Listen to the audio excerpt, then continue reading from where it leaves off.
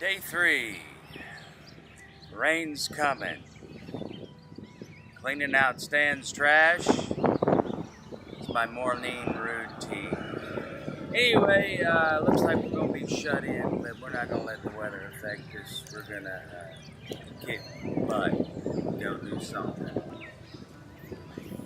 Even if it's in a truck, through raindrops and a windshield we can't look out of, we're going to prevail. It is our time.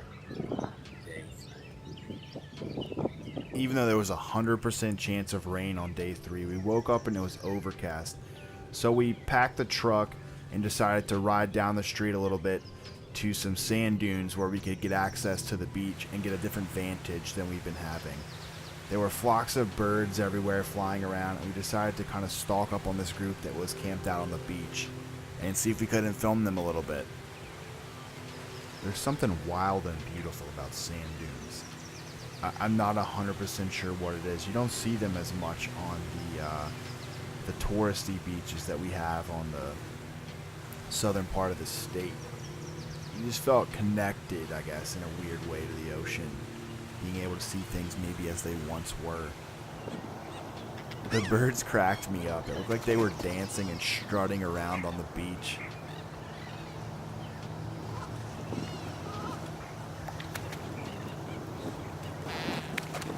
There was one big lone seagull just hanging out.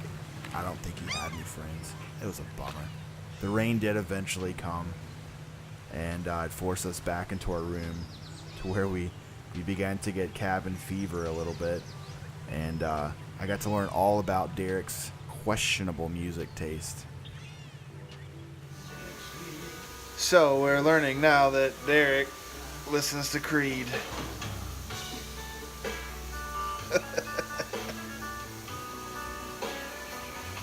Alright then.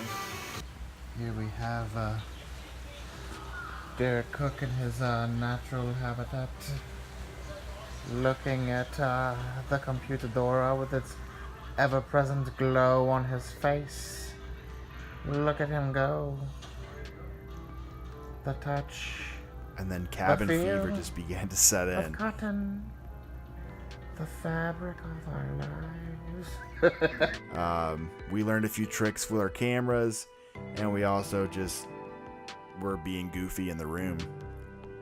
Derek in 120 frames a second slow-mo. Look at his face. We packed up one more time that day and decided to make it out to the marsh again. We lugged a bunch of gear this time, tried to film some time lapses of the sky and the waves and whatnot. The deer here were fearless, it felt like. They were much less afraid of us and more just skeptical of our presence.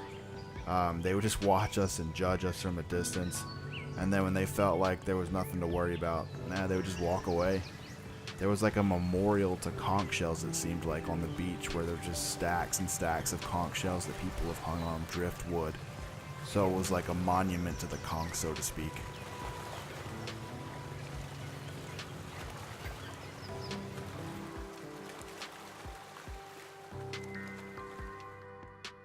Derek wanted to show me what a human lighthouse would look like as he shined into my lens with his headlamp and danced on the beach. It was a good end to a good day.